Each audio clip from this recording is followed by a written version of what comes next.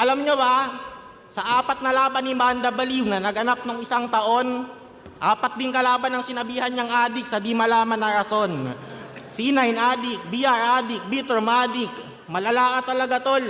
Galit ka sa adik kasi lagi kang napagkakamalang ganon. Hindi lahat ng may tato adik o masamang tao, tama? Pero yung ganto, awit ka brad. Bonus na lang yung tato mukha pa lang adik agad. Na laging batak, sinong hindi mababad trip sagad. Sa bus pag lumapit ka kap, kundi panic attack, kapit sa bag. Nakakatakot kang tignan, mukha kang haping bayag.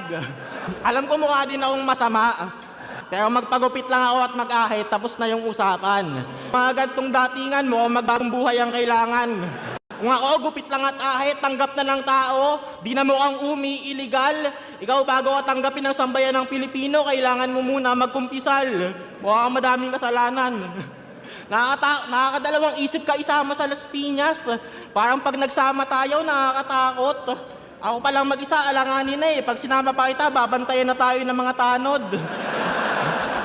Bugo, kayo ning piste. Sa imong level pa ako nanaog. Tingnan mo naman yung forma boss mo, magko-call center ng Tagalog.